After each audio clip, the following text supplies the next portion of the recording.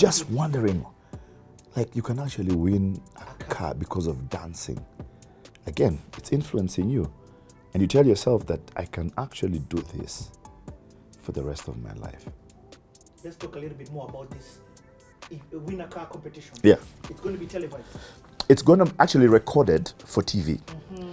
Now remember, it's not going to be live. We are live. There was no live then. There was no live technology. No. The only live I think was on radio, which would be for football matches and those National Day celebrations. But for other things, you can't even. The cameras are only at KBC. So at what time will they leave to come and do your live thing? Nothing.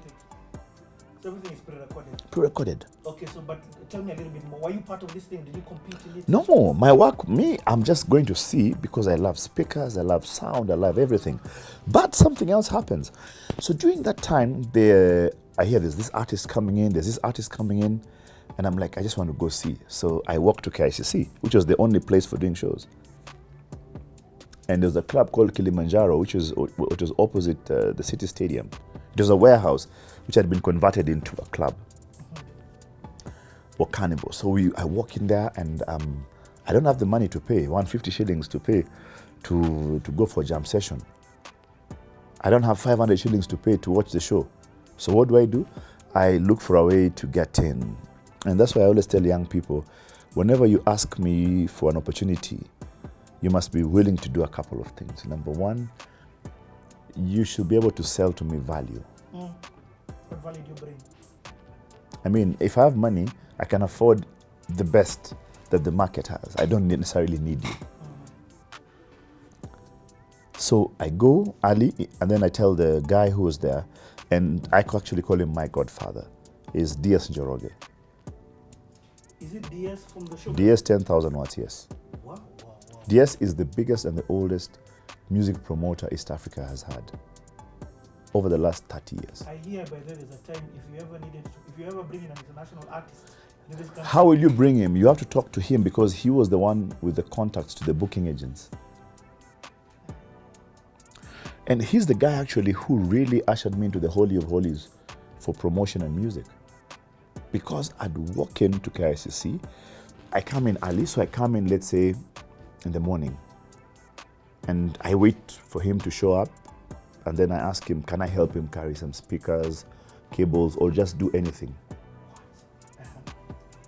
By doing that, I'm already inside the show. You're in. So I don't have to pay. But I'm not owning the show, I'm actually backstage. Part of the organization. It says, Bugwan announced for me something. And I start honing my skills as an MC. I don't want to be paid. Every time I bring value to the table because I can help put stuff together. I have an eye for production. I was there at the last one, so I know how things need to be set up. Within no time, he tells me, listen, this artist is coming. Do you have time? I said, of course I have time. So he says, you shall be in charge of the artist. Now I finished from 4.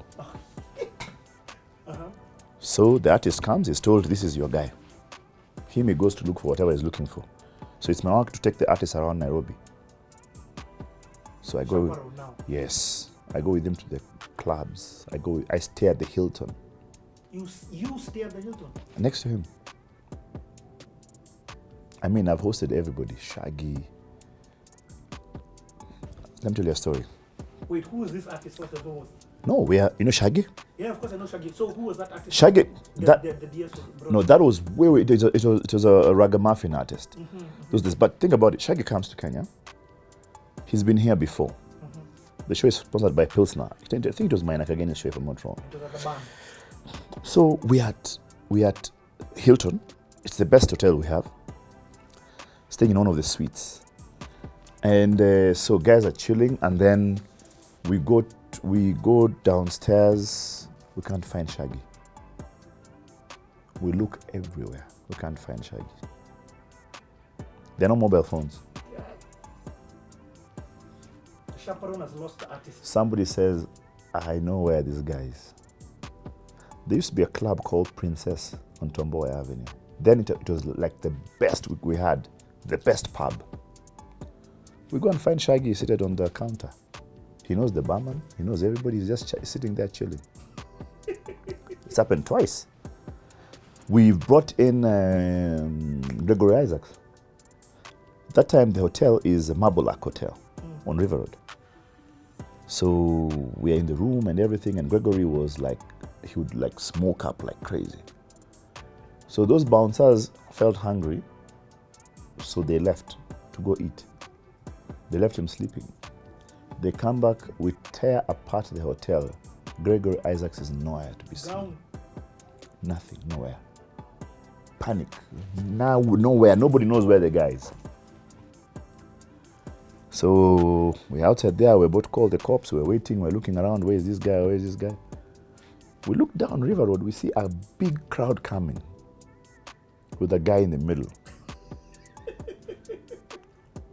When the guy walks back, Maze, all the rastas of River Road, like 20 of them, are walking with Gregory Isaacs. Can't believe this guy is here in Nairobi. He's opened up his shirt at a gold chain, just with slippers. He's just walking around.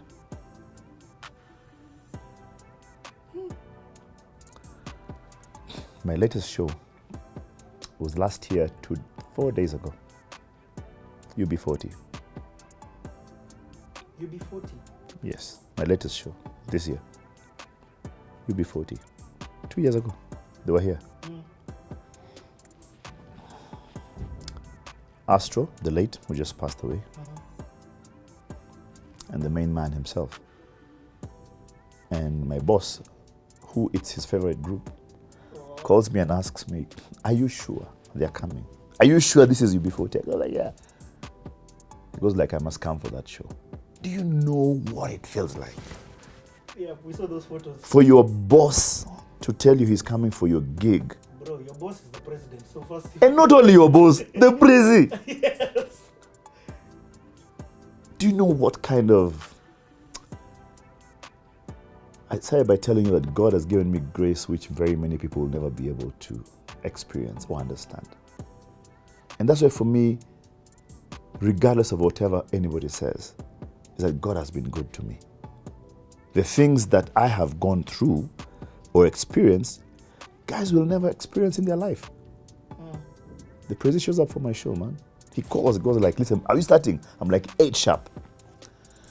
7:50 outside the gate. Pick him up. He tells me, listen, number one, I don't want anybody next to me. Me, I want to enjoy this show. I don't want Gava guys. I don't want anybody next to me. So we go and throw Gava guys away from next to him. Yeah. He just enjoys himself. Tells me before I go, can I take a picture with this guy? And even him now, he's become a fan. We take him backstage, takes pictures. Maze tells him, hey, you guys, Maze, I love you guys, Maze. And he enjoys the whole show. Yeah.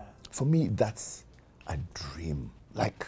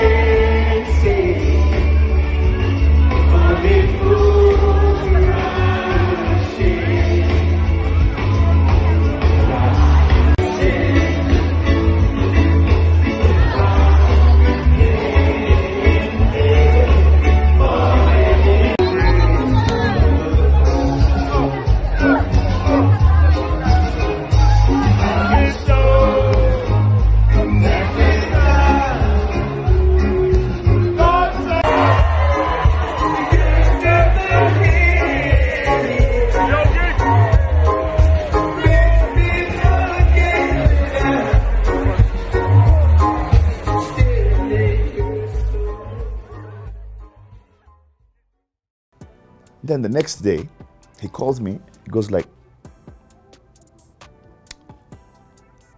bring these guys to my digs.